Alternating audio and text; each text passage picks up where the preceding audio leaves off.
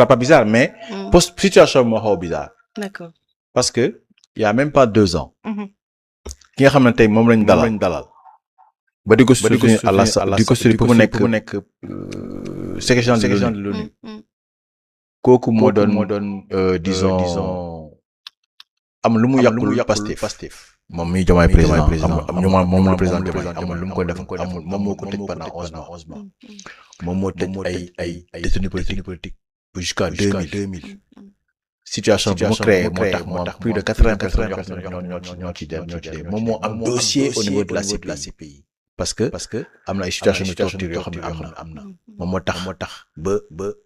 ñaari gendarme yoo xam ne réer nañu ci réew mi te ba léegi amul benn enquête boo xam ne am nañ def na ko ci te parce que genre bu ñuy réer c'était sous son magistère moom Macky Sall donc amul benn enquête bu mu engagé pour loolu mun am kooku tey lañu recevoir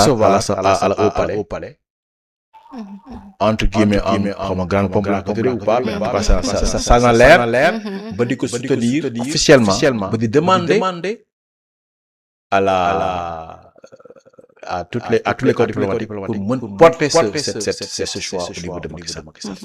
loolu lecture bu métti lañ ci am parce que ñi nga xam ne ñoom ñoo faatu ci loolu ñoom tey bu ñu ko déggee dina la metti ñi nga xam ne tey pour man c'est une insulte sax à la mémoire yi nga xam ne ñoom loolu moo leen dal man mii ba ñu déclaré candidature bi ñun dem nañ ba Genève def manifestation contre cette candidature parce que dañu gis ne loolu c'est une insulte voilà donc y en a quelques personnes avec qui j'étais mooy ay députés yoo xam ne ñoo àndoon dem devant la sax war ni loolu xawul vraiment jaaduwul voilà beneen bi mooy Diomaye président moom moo ko dalal mais loolu dafa renier li nga xam ne moom la waxoon bon il a pas dit clairement peut-être que du ko soutenir mais mosul wax di ko soutenir parce que Macky Sall sax ñemel woon sax ñëw di ko demander pour soutenir ko lan moo xew muy ñëw pour man il y a des relents un peu politiciens derrière qui font que am na ci lu ñu déggoo pour man sur le plan politique moo koy permettre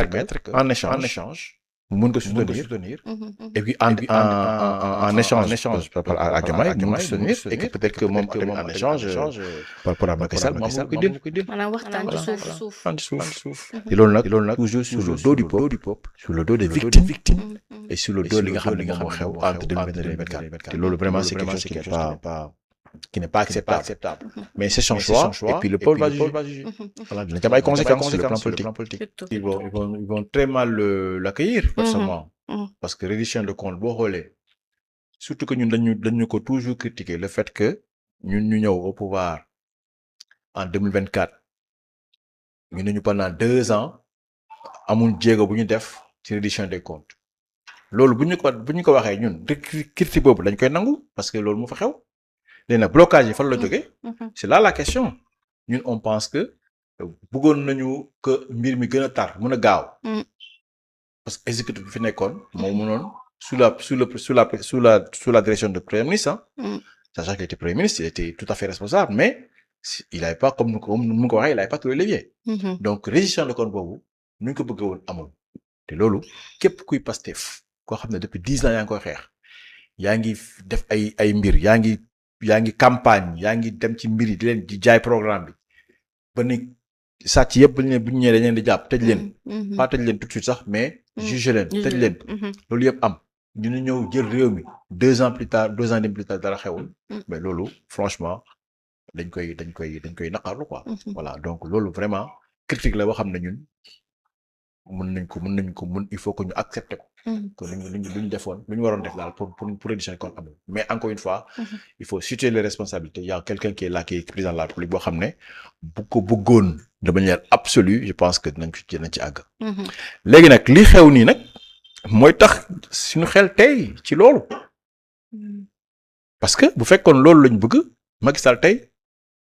kenn du ko accueillir bu naan lañ koy jox possibilité mu dem ONU voilà et loolu nag je pense que ci loo xam ne la ñun dinañ ci taxaw bu ñu amee moyens yi en tout cas fexe ba reddition des comptes boobu avec fu ñu toll ci suñu moyen ñu mën ko jëmal voilà donc nag ça peut passer par l'Assemblée nationale sachant que tel tamit du doy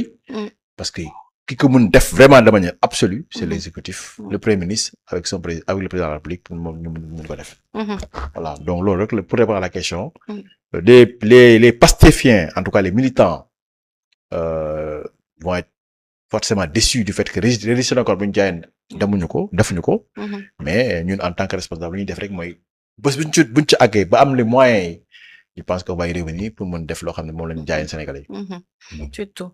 ba tey jërëjëf honorable en tant que député wu diaspora ban impact wala ban image la lii mën a joxe au niveau de l'international ak aussi sur la base du parti Pastef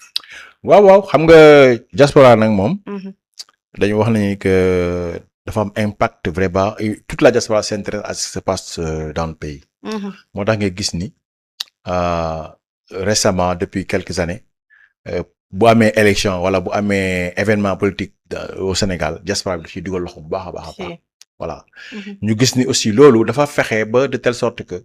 waxuma diaspora sax mais tous les autres pays du monde que ce soit en Afrique que ce soit en Europe que ce soit aux États-Unis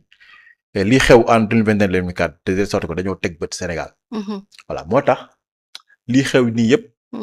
dafa intéresser l'international donc nag à travers les actions en tout cas les combats que nga xam ne waa diaspora Sénégal diaspora ñuy mëne voilà moo tax loolu tamit dafay choquer quelque part les autres pays africains tey boo xoolee le fait que président Diomaye Faye recevoir Macky Sall boo demee sur les réseaux africains mais gars dañ koy commenter comme c'est les Sénégalais parce que ñu bëri dañ ko ñaawlu dañoo utiliser ça ay mots yoo xam ne même xam nga fii dañuy utiliser trahison mais africains yi ñoo gën a utiliser le mot parce que ñooñu mënuñ xam nañu lu xew parce que ce que Macky Sall a fait ñun dañ ko porter au niveau international nga xam ne fépp dañ koy wax posture bu Macky Sall amoon vis-à-vis de son peuple le fait d'être quelqu'un de comme même dire quoi ça quel est le mot un dictateur par exemple quelque part loolu que lañ ko mën parce que bu ñu manifester maintenant Macky dictateur yi noonu foofu fu ñu dem muy États-Unis muy Suisse fépp c'est le mot qu'on sort donc africain xam nañu tey jii bu ñu gisee ce retournement de situation de Diomaye forcément ils vont avoir des commentaires très durs contre ce régime-là moo tax Afrique yëpp tout le monde avait une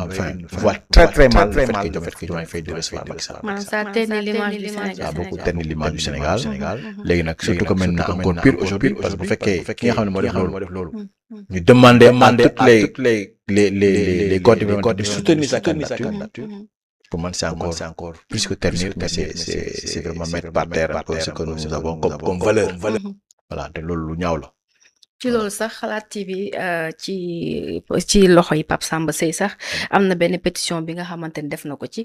pour ñi nga xamante ni d'accorduñ ci soutien officiel boobu su ko defee rek buñ duggee ci yëf yi mun leen dugg daal di signer pétition boobu contre le soutien officiel du président de la République par rapport à la candidature de Macky Sall ca boppu kuréel boobu di ONU ba tey rek dañ koy gën a promouvoir sax amoon na beneen bu commencé woon sax boo xam ne defe naa umu moo ko porté woon amoon y a eu beaucoup de signatures donc par exemple moom je pense qu'on va essayer de faire divulguer encore plus cette signature parce que loolu moo jaadu waaw parce que Macky Sall franchement moom ci boppam xam na ni lu tax demandé wul dès le départ un soutien de son pays qui est le Sénégal dem di uti Burundi pour ñu soutenir ko mais loolu ça fait ça veut tout dire tey nag boo amee